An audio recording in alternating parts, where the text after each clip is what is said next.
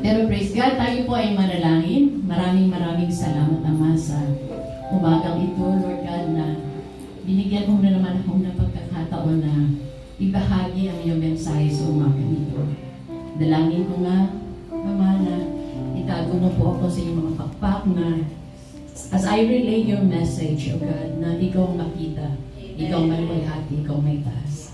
At nagpapasalamat din po ako kagaya po ng aming inawit sa kapangyarihan ng iyong pag-ibig na patuloy na nagbubuklod sa bawat isa sa amin, O God, na may isang layunin ang maitaas ka, mapurihan ka, sambahin ka, at bigyan ka ng kalwalhatian. Maraming salamat, Ama, sa lahat. In Jesus' name, Amen. Amen. Tayo po ay magbabalik tanaw lamang muna sa mga pangyayari nung mga nakaraang taon. At ito ay naniniwala ako na walang sino man ang makakalimot dito. Ang tinutukoy ko dito ay yung virus na kumalat. Nag-umpisa to ng late ng December 2019 at nagwakas ng 2022. Yeah. At itong COVID-19 talagang nagbigay ng talagang sabi nga tremendous negative effect or impact sa lahat ng tao. Siguro yung mga babies hindi naramdaman to. Pero ang mga ina, ang mga magulang, hindi lamang para sa kanila, kundi para na rin sa mga bata. Dahil as much as possible, gusto nilang itago, ikubli yung mga bata, yung mga babies na alam natin na madaling maapektuhan. At ito'y nagdulot din ng problema sa ekonomiya ng bawat bansa. Nagdulot din ito ng mga sakit, especially sa kaisipan ng mga tao.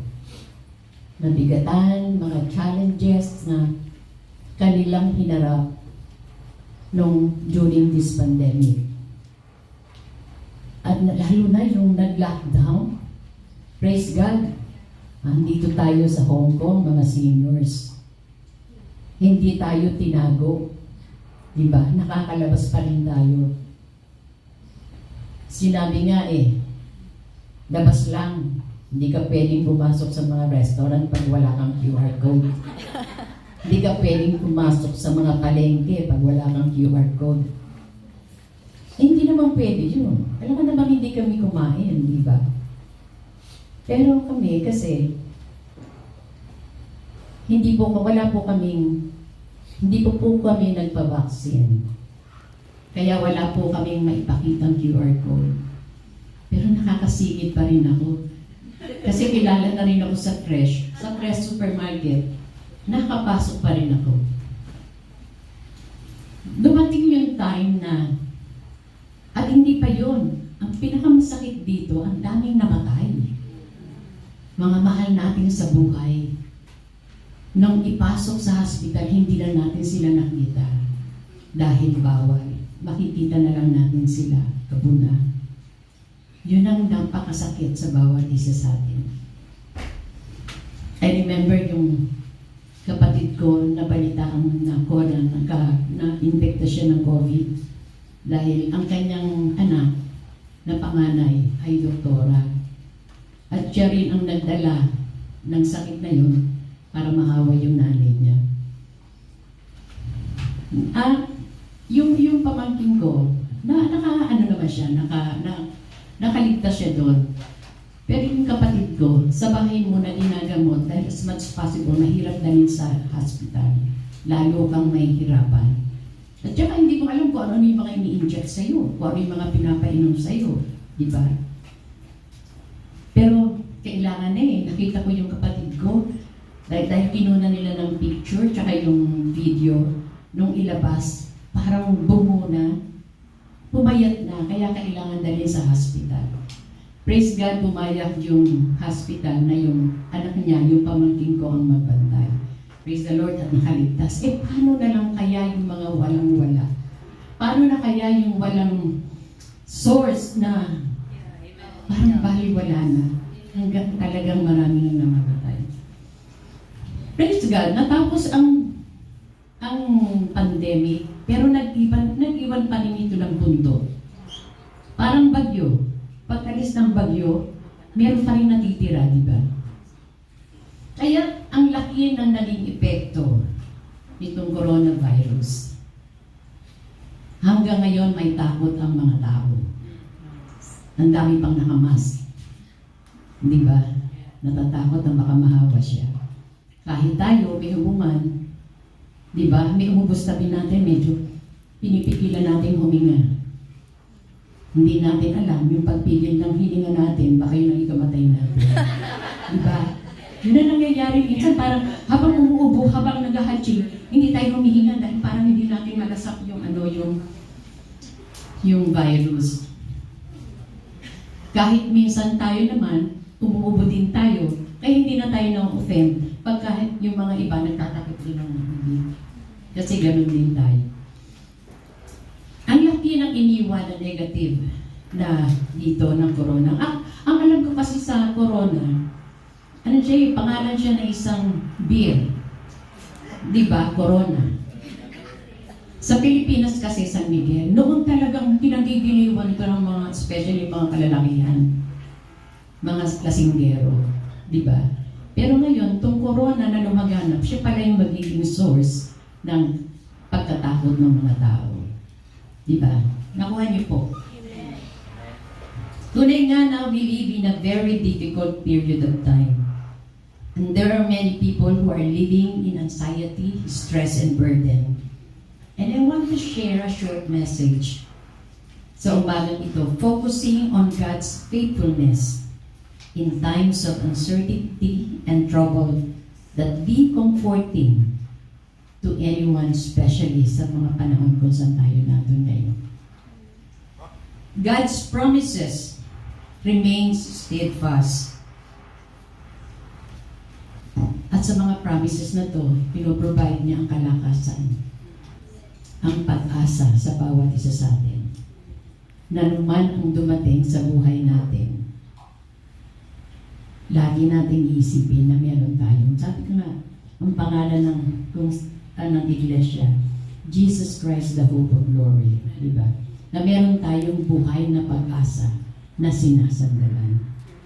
Amen? And this is also to encourage everyone na tayo magtiwala sa plano ng Diyos at makahanap tayo ng kapahingahan. Especially when we feel weary and burdened. At ito ay makikita natin sa Matthew 11 verse 20. Alam niyo na po ito. Sabi po dito, "Come to me, all who labor and are heavy laden, and I will give you rest." Sabi ng Panginoon, lumapit kayo sa akin, kayong lahat na nahihirapan at lubhang nabibigatan sa iyong pasanin, at kayo'y bibigyan ko ng kapahingahan. Amen. Siguro may mga nagsasabi dito, kita ko alam ko na naman yan, noong pa. Kahit ako, alam ko noong pa. Pero dumadating ang time na nakakalimutan natin itong sinabi ng Panginoon. Dahil sa iba tayo nakafocus. Nakafocus tayo sa sarili natin. Sa sarili nating gawain. Amen? Na tayo lang ang makakapagbigay ng kapahingahan sa sarili natin. Yun ang nasa isip natin. Sabi ko nga kanina, we live in a difficult time. Nasa ating sitwasyon ngayon ay tunay na nakakapanghina. Nakapanghina ng kalooban natin sa ating mga nakikita sa kapaligiran. Hindi lamang sa sarili nating pamilya, sa mga kapitbahay natin, sa mga kaibigan natin, naapektuhan tayo, di ba? Ngunit nakakalimutan natin sa mga sitwasyon na to, merong isang Diyos na nagbibigay sa atin ng kasagutan sa bawat bagay na nararanasan natin. na nagbibigay ng kalutasan sa mga problema natin, na nakapagpapaligaya sa atin kapag tayo nalulungkot. Alam niyo ba, merong isang libro na tunay nga na hanggang ngayon ay hindi natatalo sa benta. Di ba? Alam na po natin lahat to. Bible. Ang Bible, ang salita ng Panginoon. Alam niyo po, ito po, isang libro na punong-puno ng promesa. Di ba? Ito, ang mga mensahe dito ay nagbibigay sa atin ng hope, ng joy, at ng victory. Alam natin na tayo na nasa isang mundo na broken world, na punong-puno ng kalungkutan, punong-puno ng sakit, punong-puno ng sufferings. Hindi kagaya nung gawin nung unang panahon na ginawa, kung paano ginawa ng Diyos ang mundo. Sinabi niya, it was good. Lalo na nung create tayo, sabi ni Lord, it was very good. Ibang-iba tayo nung create ng Panginoon dahil may purpose ang Diyos sa bawat isa sa atin. Hindi tayo create lang, o sige, punta ka sa sulok, o kaya ikaw ay magliwaliw ka, bahala ka sa buhay mo. God created us because He has a purpose sa bawat buhay natin. According to the Bible in Genesis, nung panahon noon, there's no sin. Walang kasalanan noon. Walang mga sakit. Walang sufferings. Walang sorrow. Walang pain. Walang-wala na mga kabigatan ng puso. Especially si Adam na kanyang unang nilikha. Adam and Eve, the first man, si Adam was living in sweet communion with their Creator God. Pero dahil sa kasalanan, nung tinan siya ng kalaban, ng demonyo, nagbumigay siya. Si Eva munang tinan, at nakiayon na rin siya sa sinabi ni Eva. After that, nagkagulo-gulo na yung buhay. Pero gumamit pa rin ang Panginoon. Di ba? Ginamit niya si Noah, yung men of God, para ma-retain ang tao. Dahil noon, ang kasalanan, alam natin ang lahat, babanggitin ko lang ulit, ang ano ba to? Yung The wages of sin. the wages of sin is death. Yeah. Ang pag nagkasala ka, ang kaparusahan ay kamatayan. Hindi inalaw ni Lord John because He has a purpose. To the extent na pinadala niya ang kanyang kaisa-isang anak na si Kristo Jesus na siyang para mamatay para sa atin. Life is full of demand. It's because of, sa panahon ngayon, ang dami lang nangyayari sa mundo. Kaya kung titignan natin ang buhay natin, actually napakasimple lang ang buhay. Pero but because yung mga nangyayari ngayon sa kapaligiran, nagkakaroon tayo. Sabi ka noon, ang tanim, hindi problema ang kakainin, di ba? Magtanim ka lang, andyan na. Pero ngayon, kung wala kang pera, kung wala kang tanim, hindi kang kakakain. Kung wala kang trabaho, mahirapan ka. Alam mo yun, yung mga nangyayari sa buhay ngayon, na talagang maraming demands sa buhay namin. Kailangan maging ganito ka, kailangan maging ganyan ka, kailangan maging ganito ka para ka maging masaya. We work hard, face challenges, and carry burdens. Maliit man o malaki. Sometimes we feel overwhelmed, exhausted, and like para bang hindi na matatapos ang ito, para bang hindi na tayo makakilos sa mga problemang dumadating sa buhay natin. Naiintindihan ng Panginoon yun. Hindi ini-ignore ng ating Diyos yung mga struggles na nararamdaman natin. Actually, He offers a solution. Nag-offer siya ng isang solusyon. Matthew 11:28 is a personal invitation from Jesus. He says, "Come to me." Hindi niya sinasabing linisin mo muna ang sarili mo para makalapit ka sa akin. O i-prove mo na ang sarili mo ay worthy para makalapit ka sa akin. Walang hinihinging gano'n ng Panginoon. He simply invites us to come. Amen. As we are weary and burdened. Sabi ni Lord, come to me, all who labor and heavy laden. At ito ay hindi ito invitasyon para sa isa lamang, para ito sa lahat na nagsasuffer, na napapagod na, nabibigatan na sa mga pasaning dinadala niya. Sa lahat, wala itong limitasyon. Anumang kultura ka meron, anumang nationality ka meron, anumang kasalanan ka meron, ito ay welcome sa lahat. Doon sa nabibigatan, doon sa napapagod.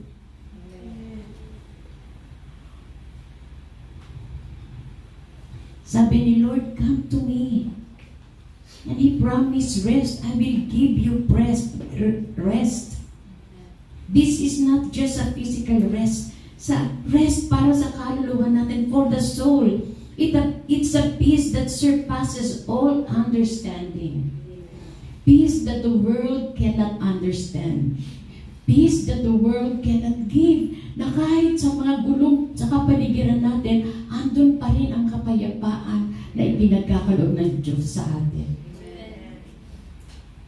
Kung makikita po natin na itong passage na to, napaka-importante po sa buhay natin. It's such an important thing to see because tayo po, kahit mga Kristiyano tayo, meron pa rin tayong mga daladalang mga bagay na mali, incomplete, nakaisipan na kung hindi natin alam kung sino si Jesus. It's about how He thinks about us. Si Jesus, hindi natin, akala natin, nag-isip tayo, paano ba tayo tinitingnan? Paano ba tayo iniisip si Lord? Meron bang kaisipan si Lord para sa atin? Mabuting kaisipan? And how He treats us, and so forth. Yun ang mali nating kaisipan na or hindi man kumpletong kaisipan about kay Lord. Kahit may buhay na tayo ng Diyos, marami pa tayong hindi alam. Marami pa tayong mga bagay-bagay na akala natin na ang Diyos ay ganito lang, makakalapit tayo kay Lord kapag tayo'y mabuti. Kapag tayo'y karapat-dapat, pag wala tayong kasalanan. Alam niyo po na ilang beses ko na nga po itong narinig. Ilang beses ko na rin po napakinggan. At meron din pong kanta na nauukol dito. Pero every time I hear this passage, this message, this verse, talagang parang tumutusok sa dibdib ko. I believe na kayo din ganun. Dahil itong salitang to, nagpaparemind ulit sa atin na meron tayong pangangailangan. Amen. Kailangan natin ang grasya, ang biyaya at awa ng Diyos. Dahil hindi tayo mabubuhay sa mundong ito, in this broken world, na wala ang biyaya at awa ng Diyos sa bawat isa sa atin. Sabi ni Lord, come. Sabi nga minsan nakikita natin sa labas, okay, everything is okay. But let's be honest, deep inside us, there's a burden in your heart. Kasi madali tayo makapag-plastic Pero sa Panginoon, we cannot hide anything from God. Alam niya tayo mula sa ating ulo hanggang sa talampakan ng ating mga paa. Amen? This is an invitation from Jesus. Come to me, all who labor and are heavy laden, and I will give you rest. Kumapit kayo sa akin. Kayong lahat na nahihirapan. Tayong lahat na nahihirapan at nabibigatan sa inyong pasanin. At kayo'y bibigyan ko ng kapahingahan. Itong sinabi ng Diyos na sa verse na ito, hindi niya lang sinabi, oy, lumapit ka dito. At bibigyan kita ng pagka lumapit ka dito, bibigyan ka pag hindi ka lumapit, bahala ka na sa buhay mo. Parang kung hindi ka lalapit, ganyan. What the Lord says here is a command. It is a command. from God. Di ba? Hindi ito yung sige, lapit ka lang sana pagka ganito. Di bang may kondisyon na ano? Ang kondisyon niya lang, ang sinabi niya lang, yung ang makakatanggap lang nito, yung na para sa lahat, na nabibigatan, na nahihirapan, na hindi na nila madala yung mga pasanin na sa kanilang mga shoulders. Sabi nga, sinabi niya to with strong feeling. Para bang sinabi niya, hey, andito ko. Andito ko. Lapit kayo sa akin. Huwag kayong mag-isa dyan magmukmuk sa mga problema niyo. Pero tayo, hindi natin nanonotice yung gentle voice ng Panginoon na andyan lang sa atin, sa atin na. Ang Diyos, pero hindi pa rin natin naririnig. Sabi nga, ang Panginoon hindi napakahirap hanapin. Tayo lang ang mahirap hanapin. Amen? Amen. He's made Himself available and He wants to get our attention. Na sino ba siya? He is the one whom we need most sa ating mga pangailangan. At sinabi nga na, ang come, sabi to come, is a present tense. Jesus isn't asking us to come tomorrow. Bukas ka na lang pumunta sa akin dahil busy-busy ako ngayon. May inaasikaso pa ako. Hindi yun ang sinasabi ng Diyos. O siguro sa mga susunod, punta ka na pag lumapit ka sa akin. Sabi ni Lord, come now. Doon sa mga napapagal, sa mga nahihirapan. And I will give you rest. But the problem is, hindi natin maiwanan yung sarili natin na patuloy na nagtatrabaho para mag-move on tayo. Pero alam natin na hindi natin magagawa yun. Sabi ni Lord, leave your self-reliance efforts today. Iwanan mo ang kasalanan mo, mga kasalanan ginagawa mo. Ano man ang dinadala mo, iwanan mo, come. Lumapit ka sa akin. And I will give you rest. Rest is here right now for you. Just come in. Sabi nga, ang mundo, nagdi-demand siya ng mga pinag-aralan mo, di ba? Mga yung nagawa mo na maganda. Pero ang Panginoon, ang hinihiling niya lang, lumapit ka sa akin. Wala siyang hinihiling na iba, kundi lumapit ka. Our new life begins right there. Kasi minsan, pagka punong-puno tayo ng pangamba, punong-puno tayo ng mga kapighatian, para bang yung katapusan na ng mundo, pero yun ang nasa isip mo, pero kilos ka pa rin ng kilos. Kaya hindi na natin namamalayan yung pagtawag ng Panginoon. Minsan pa, tayo yung likas na tao na napakasimpleng bagay, ginagawa natin komplikado. Diba? Ini-imagine natin na may mga mahirap na kondisyon sa sinasabi ni Lord. Kailangan meron tayong mga gagawin pa. May mga qualifications pa na prerequisites. Hindi eh. Diba? Lord, iniisip ko muna yung sarili ko para makapunta ako sa iyo. Napakasimple lang sinabi ng Panginoon, come to me, those who are heavily laden, and I will give you rest. Walang sinasabi ang Panginoon, come to me, ay linisin mo muna yung sarili mo bago ka pumunta sa akin. Magdala ka ng iaalay mo sa akin para tanggapin kita. No, walang sinasabi ang Panginoon. But Jesus asks us only to come as we are. We all that we are. We think we cannot possibly come to Jesus. But paano tayo makakapunta? Look at us. We are sinners. But the Lord didn't give you the authority to change the Word of God.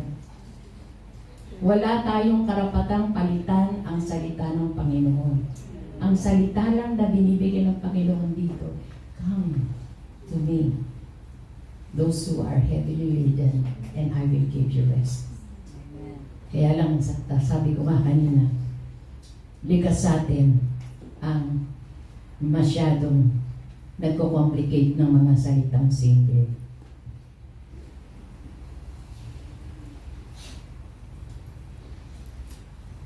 What does Jesus say? Come to me, all. Jesus uses a word here big enough to include every type of sinner in the world. Kahit ikaw ang pinakamasama dito sa mundo, kasama ka doon sa all. Kahit ikaw ang nag-iisang talagang malaking-malaki ang problema, kasama ka doon sa all. The gospel Jesus brings is a worldwide invitation. Wala itong limit. Sabi ko nga kanina, nabanggit ko kanina. It has no cultural limits or nationality. Kung anumang nationality ka, anumang kasalanan mo, ito ay open. Kasama ka dun sa all. At ang qualification lang na sinasabi ng Panginoon dito, to all who labor and are heavily laden. Minsan kasi, patuloy tayo nagtatrabaho, pinapagod na natin ang sarili natin hanggang sa kamatayan para lang ma-fix natin yung sarili natin. We do something na alam natin hindi natin makontrol.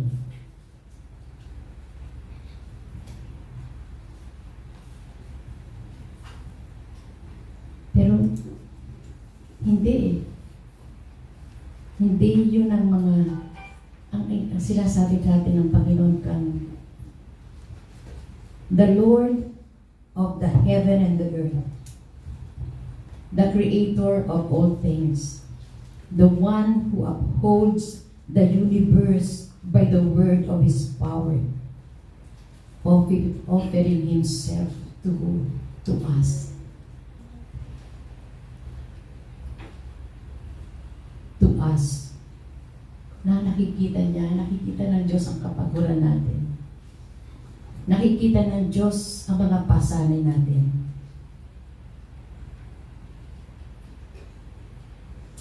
Actually, ang Diyos, pwede siyang pumunta doon sa mga taong wala ng problema, yung mga makapangyarihan. Pero diba, kaya nga dumating ang Panginoon dito, doon sa mga may sakit, doon sa mga nahihirapan, doon sa mga napapagod na.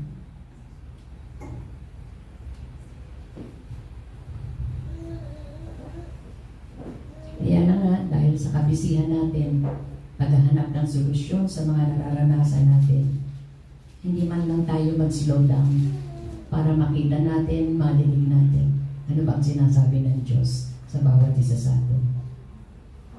If you are exhausted from working only to fail, from obeying only to sin again, at kumukuha ka ng bato para ipukpok mo sa sarili mo, walang mangyayari doon. If you feel heaviness on your heart, that you want to be free of sin, or sorrow, or anxiety, or remorse, or memories, or uncertainties, or whatever, you are invited by Jesus. The qualifications you need are wariness and weightiness. Yun ang qualification. Kasi kung ikaw ang taong mataas ang pride mo, kaya ko to, mayaman ako, marami akong pera, hindi ikaw ang tinatawag ng Diyos. Ang tinatawag ng Diyos yung nangangailangan sa Kanya. Dahil siya lang ang makapagbibigay ng solusyon sa mga pangangailangan natin. Siya lang ang makakapagbigay ng kapahingahan na hindi natin maibibigay sa ating sarili. Ang ating Diyos lamang. Kung ikaw ay pagod na sa pagtatrabaho para lang mabigo, sabi ko nga kanina, mula sa pagsunod lamang sa kasalanang muli, ikaw ay inaanyayahan ni Jesus. Kung nakakaramdam ka ng bigat sa iyong puso na nais mong palayain, kasalanan o kalungkutan o pagkabalisa o pagsisisi o alaala o kawalan ng katiyakan, kung ano pa man, inaanyayahan ka ni Jesus. Ang mga kwalifikasyon na kailangan mo ay kapaguran at bigat. Yan ang sinasabi ng Panginoon. Ikaw, ako, tayong lahat. Na kung meron tayong dinaranas ngayon, nabibigatan tayo dahil sa bigat ng problemang daladala natin. Andiyan si Jesus. Tinatawag ka. Ang iyong pangangailangan na hindi problema kay Jesus. Hindi ito nakakadagdag ng kabigatan sa ating Panginoon. Nandiyan si Jesus para pakawalan ka. Sa katunayan, ang iyong pasanin ang mismong bagay na nakalulugod sa Kanya. Diba? Alam ng Diyos na hindi mo kaya. Lalapit ka sa Panginoon, Lord, tulungan mo ko. Kahit hindi ka na magsalita, alam ng Diyos ang dinadala mo. Ang maganda doon, lumapit ka sa Kanya, nagtiwala ka sa Kanya, nanampalataya ka sa Kanya niya na siya lang ang makapagbibigay ng kapahingahan na hinahanap mo. Hinahanap ko, hinahanap natin lahat.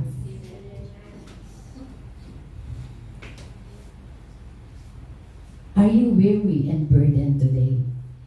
No. Are you weary and burdened today? Praise the Lord. Wala kayo. Praise the Lord. Praise the Lord. Nani, anuman, wala ka pang dinadala? Ay, sorry. Ikaw ang tinatawag ng Panginoon. You're not qualified. You're not qualified. Sabihin, alam ng Diyos.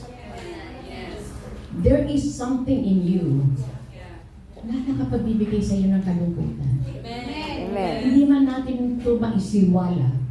Alam ng Diyos kung ano yan. Jesus offers the rest. Come to Him. Carry your burdens.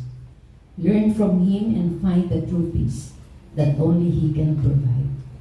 That He can only satisfy. His invitation is open to all who will come. So when your life falls apart, kung ang buhay nyo ay na parang nagkakawatak-watak na, itong verse na to, itong message ng Panginoon ay para sa iyo. When you can find rest anywhere else, here is Jesus, your Savior, saying, come to me. When all fails, the Lord never fails. It's an offer we cannot refuse. Siguro may diferensya ka pa. Pag may diferensya ka na pag ni-refuse mo itong offer ng Panginoon. All He's asking is for us to come. Huwag na tayong takbo ng takbo kung saan-saan. Yeah. Huwag na natin ipilit ang sarili natin na tayo lang makapagbibigay ng kalunasan sa mga nararamdaman natin. Stop running and come to Him. Jesus offers rest we never thought possible. Akala natin hindi imposible ito. Walang imposible sa Panginoon. At siya lang ang nag-iisang makapagbibigay ng kapahingahan natin dahil siya mismo na nasa atin ang kapahingahan natin. Siya mismo ang ating Panginoon Jesus. When we come to Him, we come to the answer of our lives first. Pagka kung lumapit tayo sa Kanya, yung mga tanong natin, yung mga hinahanap natin, makakamtan natin yun kapag tayo lumapit sa Kanya. The most loving, He is our Lord, the most loving, the most accessible, approachable, kind, gentle, and lowly person in the universe. He is our Savior. He is our Lord. He is our Master. He is our leader. And He is our rest. He is Jesus. Jesus, Jesus, Jesus. Amen. Thank you, Jesus. Thank you, Lord. Tunay nga, Ama, napakabuti mo. Hallelujah. Nasa ngayon, patuloy kang kumikilos sa bawat isa sa amin, Panginoon. Salamat po sa iyong anak na si Kristo Jesus, na siyang Lord na nagpasa ng krus para sa amin, Panginoon. Maraming salamat po. Siya po ang namatay para sa amin upang maipagpatuloy mo ang purpose mo sa bawat isa sa amin. Salamat po sa iyong banal na Espiritu na patuloy na naggagabay, patuloy patuloy na nagkukonvict sa amin, Panginoon. Tunay nga na wala na po kaming mahihiling pa. Ang buhay mo ang siyang nagkumpleto sa amin, O God. Hayaan mo na ang buhay namin ay patuloy, every moment sa buhay namin ay patuloy na makaniig ka, Panginoon. Na sa pagdating ng panahon, O God, gusto po namin marinig ang salita mong welcome, my faithful servant. Enter unto thy master's joy. Maraming salamat, Ama, sa lahat-lahat. Sa iyo lahat ng papuri, pasasalamat at pagsamba. Sa pangalan po na iyong anak na si Kristo Jesus at sa kapangyarihan po na inyong banal na Espiritu at ang bawat nagmamahal sa inyo ay magsasabi ng Amen.